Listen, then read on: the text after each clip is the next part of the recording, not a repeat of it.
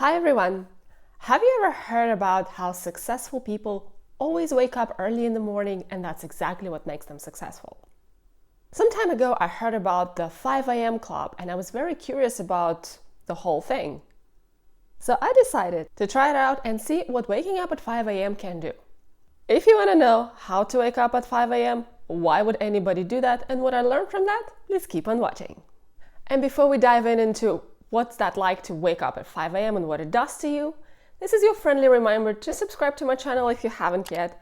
It helps me a lot with growing this channel so that more people just like you could see my videos. Thank you! So, whose idea was that? The 5 a.m. concept is introduced by Robin Sharma in his book The 5 a.m. Club. The principle is that you wake up at 5 a.m. and follow the 20-20-20 principle. 20-minute exercise, 20-minute planning, and 20-minute study.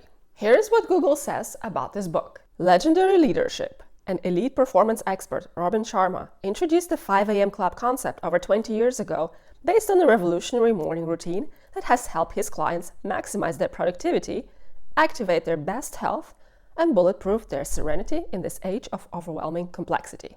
Sounds amazing, doesn't it? What I wanted to find out is actually whether I will be able to wake up on this ungodly hour and what benefits it adds, if any. The idea was to wake up at 5 a.m. for 66 days. Back then, I treated it as a challenge. These days, I do treat such things as experiments, and I made the whole video about my approach to this, how I distinguish challenges from experiments. I would put a link on this video somewhere on the screen. But let's get back to the 5 a.m. stuff. The idea behind it is to have some time for yourself and to get something done before everybody else wakes up. In this video, I would like to share what worked, what didn't, and whether you should try it too. Let's start with the things that work. Number 1, timing. I planned this whole challenge for the summertime because I was quite aware that I won't be able to wake up this early in any other season. I started mid-May and that was good enough. Sometime in June here in the Netherlands, the sun goes up around 5 a.m., so it felt like somewhat reasonable time to wake up. My tip here, if you want to give it a go, do it in the summer. Number 2, scheduling and planning. Even though the idea is to do 20 minutes of planning in the morning, I always did it beforehand. One of the key things to succeed in this challenge is to actually know what you need this time for. What are you going to do? If you have no clue, it's better to spend that time sleeping rather than walking around or just watching another 2 hours of Netflix TV shows. I had a list of courses I wanted to follow, so I did. I felt quite good about it. I felt productive because I was doing them regularly. I also spent some time reading books. I must add that that time of year also is quite good to have some morning walks. My tip, plan what you're going to do in the morning in advance. Otherwise, it's going to be a waste of time. Number 3, regimen. By regimen, I mean being strict about going to bed on time. There is no secret in waking up at 5 a.m. In order to get your 8 hours sleep, you have to go to bed before 9 p.m. and that's what I did. It took me a couple of days, several days to adjust. So the first several mornings felt pretty miserable, but after that, I was okay. My tip, the secret to waking up at 5 a.m. is to go to bed before 9 p.m. Number 4, being an early bird. Over the past several years, I kind of trained myself to be a morning person, and I do enjoy that. I noticed that I am pretty useless after 9 p.m., so it is better for me to shift certain things that I would like to do to the morning. But I was never that extreme. So for me, it felt like one extra, rather big step, but it was pretty doable because I was already a morning person. I thought, since I'm pretty useless after 9 p.m., I might as well spend that time sleeping. My tip, if you're already a morning person, that will be easier for you. And that was it for the things that worked. Let's talk about the things that didn't. Number 1, social life. To be fair, we were already in the pandemic time in May or in June 2020, So the social life was somewhat limited, but that was exactly the time when they started lifting the measures a little bit. So it wasn't that bad. Even though I couldn't really do a lot when it comes to social life, I still had calls with my friends in the evening, and those calls had to be over by 8:30 p.m. This was ultimately a deal breaker for me. If the only time I had to connect with my loved ones was in the evenings, I had to have those evenings available. My tip here: if you have something important happening in your life in the evening hours and couldn't really be moved to the morning, this 5 a.m. club may not be working for you. Number 2, time for myself. One of the key ideas of this concept is to have some time for yourself before everybody wakes up. Though the thing is, back then, I was living alone, I didn't have any family, I didn't have any roommates.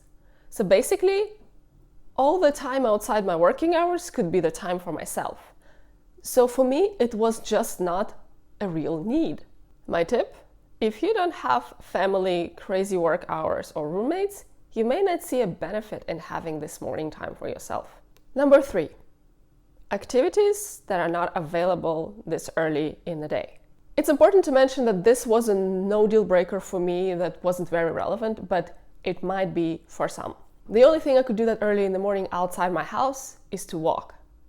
Around 5:30, it was also possible to take a train and go somewhere and, walk in another city. But the Netherlands as a country doesn't really work for such early activities.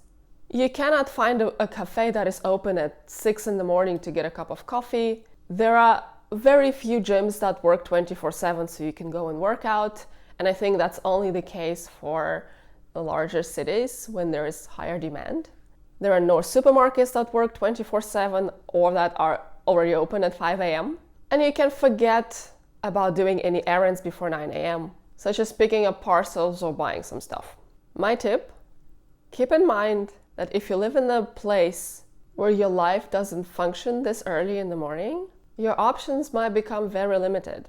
Number 4, one of the key things that didn't work is not being able to stick to 66 days. I quit after about a month, 30 days or so. Because as I mentioned, in the summer, the measures start to be lifted, and I thought that my social life is much more important in that period than anything else. After I dropped the challenge, I started waking up at 6:30 a.m., which seemed like so late, and going to bed at 10:30, which worked perfectly for me for that time of the year.